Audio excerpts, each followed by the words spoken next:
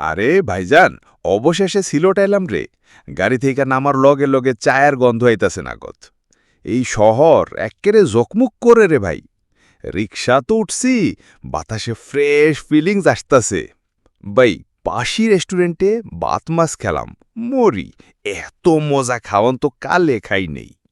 এটা হইল সুরমা নদী, পানি কিতা লইতাছে রে ভাইজান, মন চাইতাছে ঝাঁপ দেই। হজরত শাহজালাল রহমাতুল্লাহে আলাহের মাজার গেট আইলাম। খুব পবিত্র জায়গারে ভাই, মন এক্কেরে জানত। সৌহট্টা দিয়ে হাঁটতাছি, চারোপাশে মানুষ, দোকান, হট্টগোল, কিন্তু আমি তো মজা পাইতাছি। একখান পান খাইলাম ভাই, সিলটির পান তো সারা দুনিয়ার সেরা। জিপটা লাল হয়ে গেল রে। এই স্কুলের পাশে দেওয়ালত ছবি একা দেখলাম, কি তা সুন্দর। এই শিল্পীরে স্যালুট জানাই। চা বাগান আইলাম, সবুজ গাছ, ঠান্ডা বাতাস, পাখির গান, বাইজান শান্তি শান্তি শান্তি। মণিপুরি বাজারে গিয়া রঙিন শাড়ি দেখলাম, মনে মেল বোরে একখান কিনতেই হইব।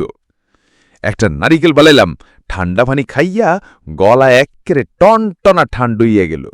এইটা সিলেট স্টেডিয়াম, ভাবতাছি বান্দর ক্রিকেট টিম লইয়া আজকে একটা ম্যাচ খেলি। সূর্য ডুববা যাইতেছে, ব্রিজে বসা চিন্তা করতেছি জীবন কত রঙিন। রাতে সানাসুর খাইলাম ভাই, মশলা এত জাল, মুখে আগুন নাকি গেল রে।